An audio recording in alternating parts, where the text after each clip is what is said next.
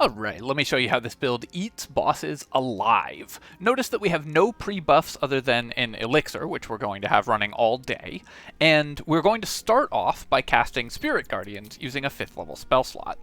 This will do the most possible damage, although you can use lower level spell slots if you want to conserve resources. And then we are going to go ahead and enter turn-based mode, move up next to the Oathbreaker Knight here, and we're going to hit him with a smite for using one of our remaining 4th level spell slots to maximize our damage as much as possible. When we enter the fight, he will have taken a bunch of extra ticks of damage. Notice that that's about 60 damage, which isn't that impressive from a single attack, but we have 2 more attacks this round for about 200 damage at the beginning of combat, and you'll notice that this boss has 10 stacks of Radiating Orb on the first turn. He's also completely trapped in here, unable to hit with melee attacks because of the Radiating Orb, which will be refreshing every turn thanks to our Radiate damage and Spirit Guardians, and can't leave because we have Sentinel trapping this boss completely down. This will force bosses to take meaningless weapon actions where they attack your high AC melee character, doing absolutely nothing because of the attack penalties, preventing them from taking any actions for the entirety of combat. This build completely trivializes basically any boss fight that uses attack rolls, and as a result, I think is ridiculously powerful. Alright, let's get to the build. Hello my friends, and welcome back to another Baldur's Gate 3 character build. Hope you're all doing well. Today I have a spicy one for you, because this one's going out to the power gamers. This character is, I think, the best build in the game at using one of the most broken mechanics, one of the most powerful mechanics in the game, and as such will be able to trivialize just about every boss fight in the entire game. Bosses will not be able to make weapon attacks when they are facing you in any meaningful way, and that's almost every boss in the game that uses attack rolls in some respect, and you will be trapping them in place next to you. This character also has tremendous role-playing potential, I think, in addition to the sheer power, because you get to be a radiant warrior of justice, surrounded by holy light, and forcing enemies to stand and face the judgment of your blade in single combat with you, while you cast the rest of their followers aside. This character will be a pretty unusual multi-class as well, so I think it's pretty fun to build it from a mechanical standpoint, and actually was not intended to be this powerful when I originally started making the build, and then I realized just how strong it was as I was putting it together. So this one actually kind of came as a surprise to me, because I wanted to explore some classes that don't usually get a lot of play, at least as taking multiple levels of them, and as it turns out, this combination is incredibly strong. Alright, let's start. I'm using Shadowheart as the example character here, because this is, of course, a Cleric build, but if you're building this as a custom character, move speed is even more important on this character than on every other character, because all you have to do to win an encounter is just get adjacent to the most important enemy in the fight. All this character needs to do is be next to enemies, so Wood Elf for the bonus movement speed, or Githyanki for the Misty Step repositioning are very helpful. Dwergar to start combat invisibly, so you can just start next to enemies, is a pretty big boost as well. Even though you want to maintain concentration on Spirit Guardians, for that reason I actually wouldn't recommend Halfling for this build. It would still be fine, but the move speed penalty is definitely a problem, and this character will often not be taking that much damage anyways, so you shouldn't have to make that many concentration saves, because enemies will very rarely be making meaningful attacks throughout a lot of the game. We're going to start with a level of Paladin, because this character wants at least 2 Paladin levels in your first 3 levels, and this helps maximize early game damage. Also, this way you can build a slightly more charisma-heavy split and have this character take dialogue skills if you want them to be your party face, which I think plays very well into the archetype that we are building, but is not necessary for the mechanics of the build. For our subclass, we are going to take Oath of Vengeance, because this gives us yet more radiant damage, which can proc Radiating Orbs when we have that gear, but also just more damage overall with our melee attacks, which we're going to be making a lot of. Finally, we are going to take a somewhat unusual attribute split for a Paladin, because we are taking no strength at all. Instead, we intend to use the strength elixirs, the elixirs of Hill Giant Strength, to give us strength. You can buy these in the first village and stockpile enough to last you the entire game. The elixirs set your strength to 21, meaning that you will have an incredible hit chance with weapon attacks all throughout the game and do maximized damage, and this lets us mitigate the extremely heavy attribute requirements of this build somewhat, because we can get some of our attribute points from our drug addiction. We're then going to take 14 in Dexterity and 16 in Constitution, because we want to maintain concentration on our Spirit Guardians. And then we are also going to take 16 Wisdom to have the highest save DC on Spirit Guardians for as long as possible, and 12 Charisma. You can drop the Wisdom a little bit more and raise Charisma more if you want this character to be a party face without significantly harming the character, so you could do a 12-16 split and that would be fine. And in the late game, it will honestly probably be good to respec out of Wisdom and into Charisma, because you'll have the Paladin aura for saving throws, and 16 Wisdom will no longer be cutting it for save DCs anyways. This character is not reliant on save DCs, so we just want to have as high strength as possible and excellent defensive stats, so this is the ideal attribute split for us. At level 2, we are going to take a second level of Paladin, getting access to smites. Sometime around this level, you should be able to start buying strength elixirs, so these smite attacks will be incredibly powerful. If you haven't yet managed to pick one up, then you can just use a finesse weapon to land your smite attacks and do as much damage as possible, because you have reasonable dexterity and you're capable of landing those attacks regardless. And for our fighting style, we are going to take defense fighting style, because this character just wants to not get hit. We're going to be putting significant attack penalty. We're going to be trapping enemies next to us, so they will be stuck in a duel with us, and having high defense means that enemies will be unable to attack us, and if you're using the radiating orbs, as I suggest for this build, then enemies will always be unable to hit you, and so every will have huge penalties to hit you, so every point of AC is going to make it even harder, stacking this character's defense on top of defense, making you an incredible force to be reckoned with on the battlefield, where enemies simply will not be able to land attacks. For prepared spells, we just want things that don't have save DCs, unless you took the more charisma-heavy attribute split, but just some additional damage with Thunderous Smite, which you can layer on top of normal smites for even more damage. Bless, which will help you actually land your attacks if you actually want to cast it, and then something like, I don't know, Shield of Faith or Protection from Good and Evil, though your spell slots will almost all be being used for smites anyways. At level 3, we are going to branch out and take our first Cleric level, and this is where the fun of the build really starts, because we get to take War Domain Cleric. War Domain gives us our War Priest attacks, so now we can make bonus action attacks 3 times per day. Normally a Paladin has to wait until level 5 before you can smite twice in a turn, but this is some of the highest possible burst damage at 3rd level, because we have access to, even with only 1st level smites at this point, we can smite twice in a turn, doing way more damage than any enemies are prepared to deal with at this stage of the game. 2 smites in a single turn is enough to one-shot pretty much every enemy in the game, bar some, at level 3, bar some specific bosses, and so you'll be able to take down enemies many times your size, especially thanks to the increased damage and hit chance that you have from the strength elixirs. For our cantrips, we are going to go ahead and take Guidance, because obviously every party wants Guidance. Blade Ward, because this character will just end up in duels with enemies, and sometimes Blade Ward can actually be the right thing to do. If you think you are going to take damage, then Blade Ward can really help protect you. And then Produce Flame gives us a pretty reasonable ranged option for the early game. Thanks to our high wisdom, we can use Produce Flame pretty effectively here as well. If you feel like you don't need the ranged option for whatever reason, just like making weapon attacks more, then you can go ahead and take Light or one of the other utility cantrips, but Produce Flame is pretty useful.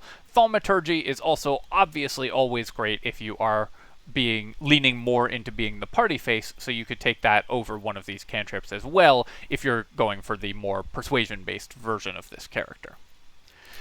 For our level 1 spells prepared, we can take Command and Healing Word, just giving us a a lot of additional utility, as well as the ability to shut down enemies. Sanctuary, which we can use in when things are looking rough for us. We can have a panic button. And then for our last spell, we can just take Guiding Bolt, because it's useful to proc advantage and gives you a pretty solid ranged option. Again, thanks to the high wisdom of this character, we can still use cleric spells at this level. We will be hitting just as reliably as any other cleric will.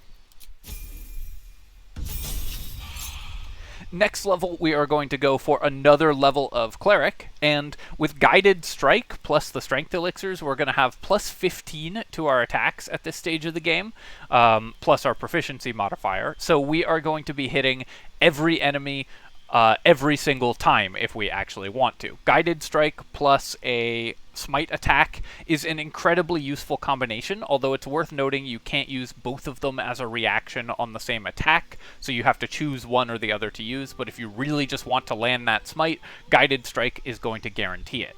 Having 2 levels of Cleric and 2 levels of Paladin also is giving us 2nd level spell slots at this point, so we are going to be able to use our 2nd level Smite attacks. Even though we only know 1st level Cleric spells, we will have level 2 spell slots to use with our Smites for even more damage.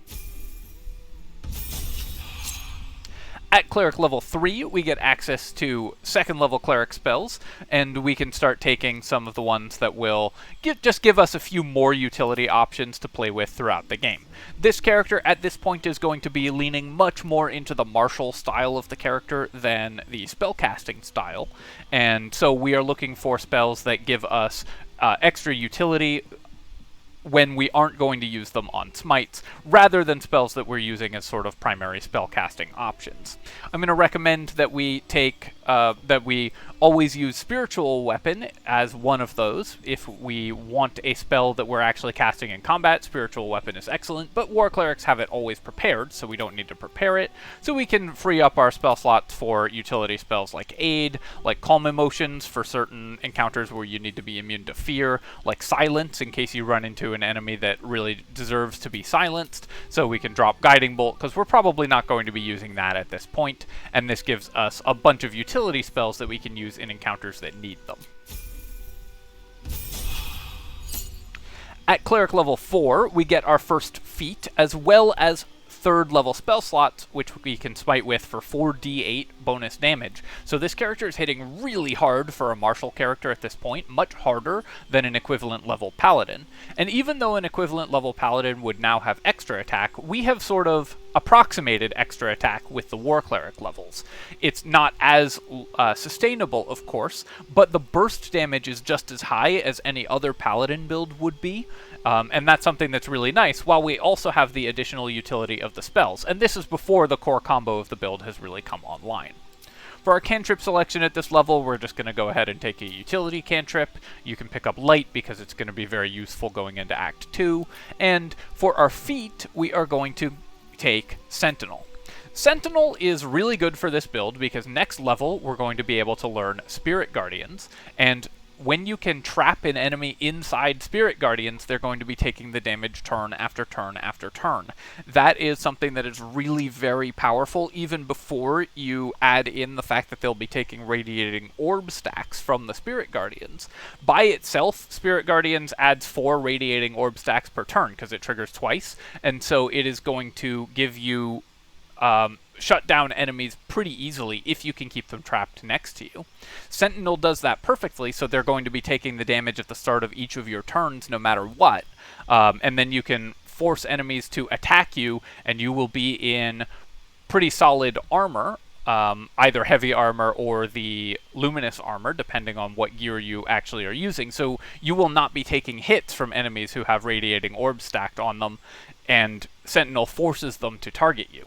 Sentinel also gives you advantage on opportunity attacks, and Paladins love advantage because advantage makes you twice as likely to roll a critical hit. Paladins love critically hitting on smites. So you can actually save your smite attacks on this character for your Sentinel opportunity attacks because you are more likely to get critical hits, and you can use those as a reaction in order to gain additional damage from the Sentinel strikes. Sentinel is actually a feat that Paladins usually don't get to take, but that synergizes incredibly strongly with their kit, and even more so because we are going to level up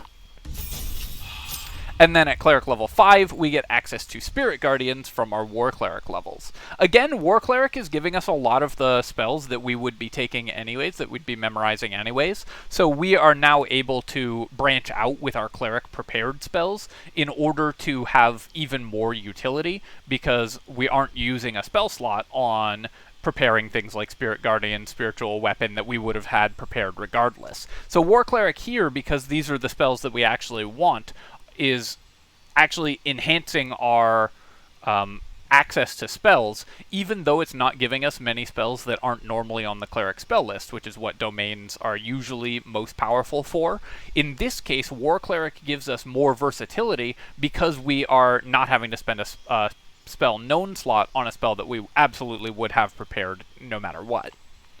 So for our prepared spells, we can take more utility spells like Mass Healing Word if we're still using some of the buff on heal items. Later on, those will get replaced by the Radiating Orb items because they take the same slot, but in the early game, the buff on heal stuff is extremely powerful, of course.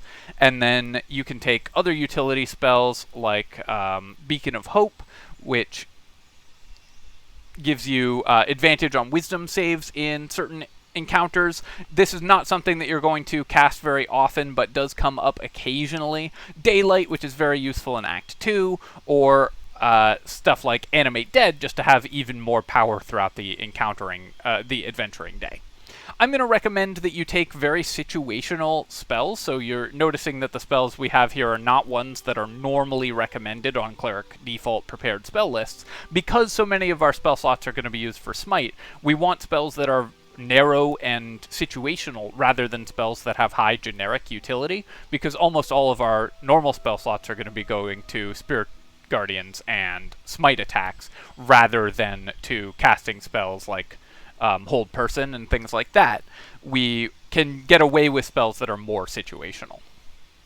This is the point where the character really comes online. It has been a high damage, powerful character up to this point with a lot of utility, but the combination of Spirit Guardians, Sentinel, and Smite attacks means that every enemy is going to be trapped in damage fields, taking powerful attacks from you constantly, and that is going to win every encounter pretty easily all on its own, because you are so easily able to prevent enemies from doing stuff, keep them locked down where they're constantly taking ticks of Spirit Guardians, and deal amazing burst damage because you have smites. But I think we can still make things even better, so let's go ahead and do that.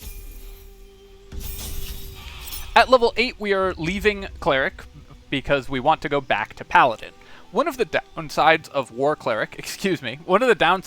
Cleric normally is that it doesn't get extra attack by default. You have the extra attacks from your War Cleric bonus action attacks, but you don't get the actual extra attack feature. Well, if we do an even split with Cleric and Paladin, we can get extra attack on this character, where it is able to make 3 attacks in a round, all 3 of which can be high-level smites, because we also get really good spell slots, while also having the extra dimension of locking enemies down inside our Spirit Guardians. At level 3, we get to take Vow of Enmity, and it's worth noting that at time of recording, I'm wondering if they'll fix this in patch 7, but we'll see. At time of recording, Vow of Enmity is bugged, where you can cast it on yourself and you gain advantage on every enemy, rather than having to cast it on one specific enemy and gaining advantage just on that enemy. Remember how I said Paladins love advantage? Well, Vow of Enmity gives you advantage on every single attack that you're going to make, so it increases the number of critical hits that you're going to get massively. We don't need to change our prepared spells really at this level because we aren't getting access to anything new, so let's go to the next level.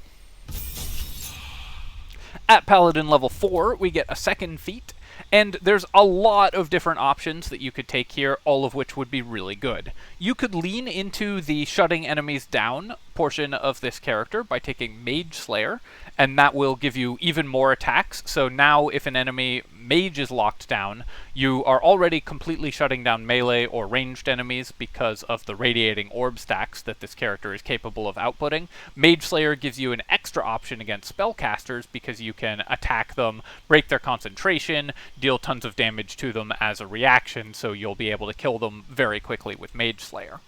Another option is to take Warcaster, if you are finding that you are losing concentration on your spells, on your Spirit Guardians, then Warcaster will help you maintain concentration. So Warcaster is just an excellent choice for any character that wants to maintain concentration. I have found this character rarely has to make concentration checks, but if you are finding in your play that that is happening to you, Warcaster is a great option.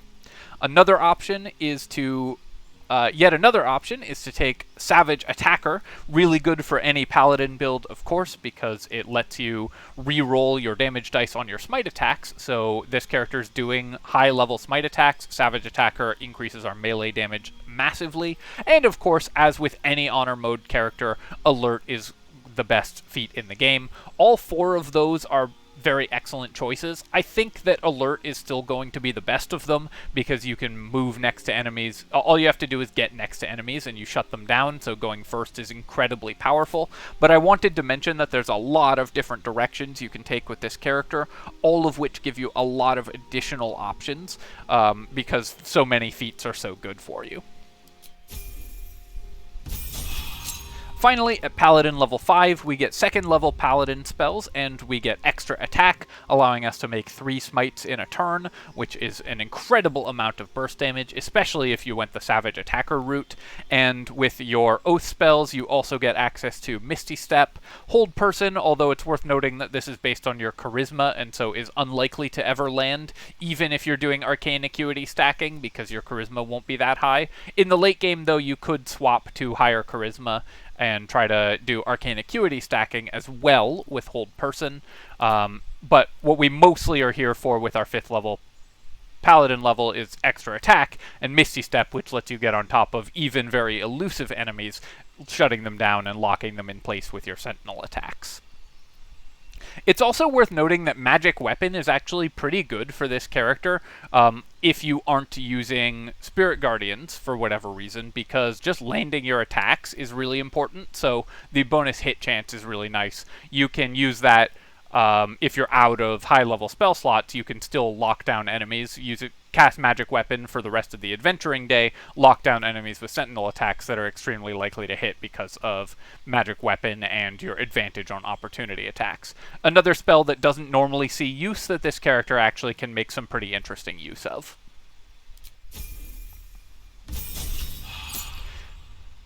At Paladin level 6, we get access to Aura of Protection, and at this point I think it is almost certainly worth respecking the 16 Wisdom into 16 Charisma.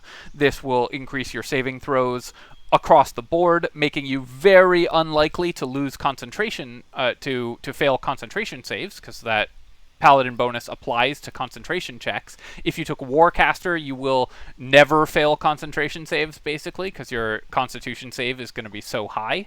But this will just give you and your allies a tremendous boost to your saving throws. This character also is just a Sentinel attacker, so you can play paired with another melee ally, get Sentinel attacks from that, and give them the boost from your Aura of Protection, all of which are very powerful.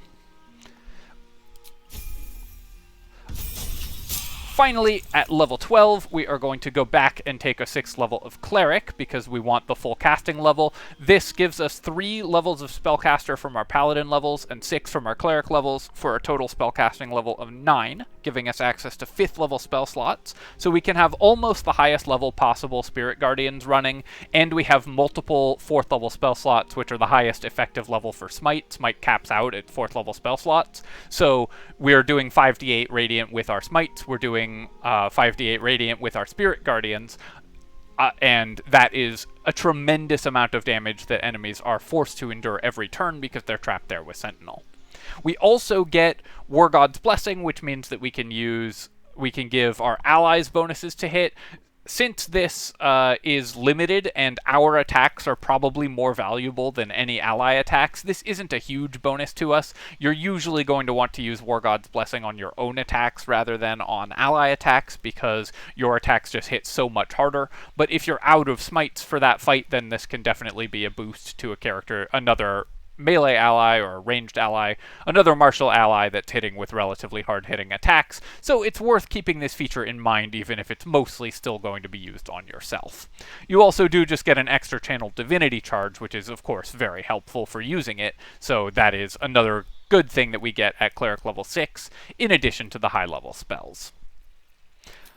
Finally, for our prepared spell list at this level, I am going to recommend that we take just a series of utility spells. We will want to be saving our spell slots for Smites or Spirit Guardians most of the time, so we are looking for spells that have utility outside of those circumstances.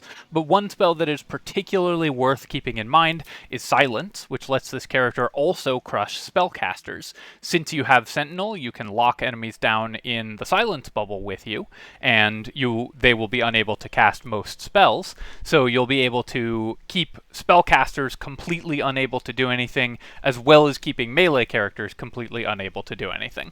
Obviously, you can't use both Silence and Spirit Guardians in the same encounter, or at least in the same turn. You could swap in between them if you want to spend multiple spell slots, but Silence gives you the power to completely shut down spellcasters as well as melee characters, which is why this character is so powerful in so many circumstances.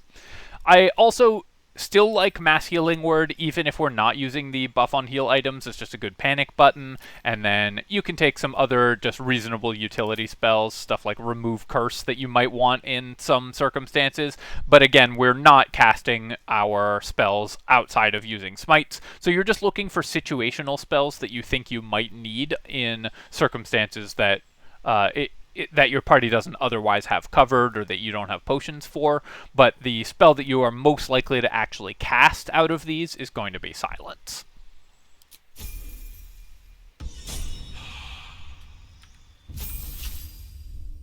Alright, so that is the build. We, as you saw in the intro, basically have two modes in combat. Either you are trying to burst down enemies using your high-level smites, and then you just smite for as much possible damage as you can, or we are trying to lock down enemies using Spirit Guardians, and often we're doing both.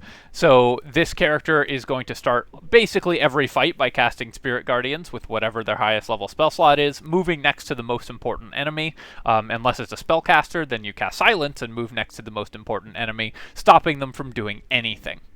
Any enemy you get adjacent to has lost the battle, and so this character is just a walking wall of death who stops enemies from ever doing anything because of how many conditions you are placing on them.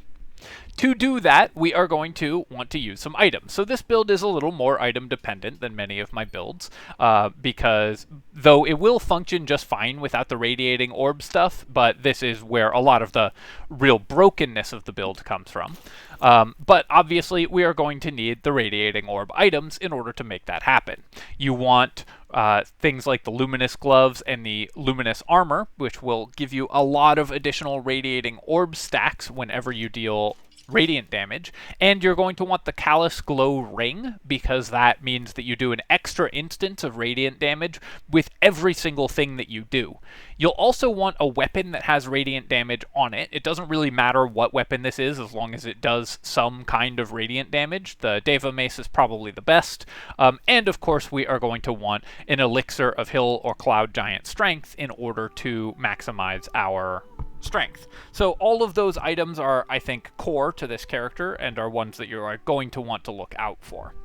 Some other items that are really nice for this character are any sources of mobility, like the Disintegrating Nightwalkers, or any sources of increased AC. You also are probably going to want to be a one-handed weapon and shield user, because all your damage is coming from Smites and Spirit Guardians anyways, so you might as well grab some bonus initiative from your shield and use the Sentinel shield, or just another shield that has really good effects on it for your for what we're trying to do. Anything that gives you good utility on your shield is pretty nice, and any defensive items are especially good, things that increase your saving throws or increase your AC, but mostly you're just looking for radiating orb gear. And also, just like every other Paladin build, the Killer's Sweetheart is excellent because it can let you guarantee critical hits. Paladins love critical hits, so the Killer's Sweetheart is really good as our second ring choice on this character. Alright, my friends, I hope that you have enjoyed this look at this incredibly powerful Radiant Knight build, the I'm not trapped in here with you, you're trapped in here with me build. And as always, if you have, feel free to leave a comment and like the video. Both of those things help me out a ton with the algorithm.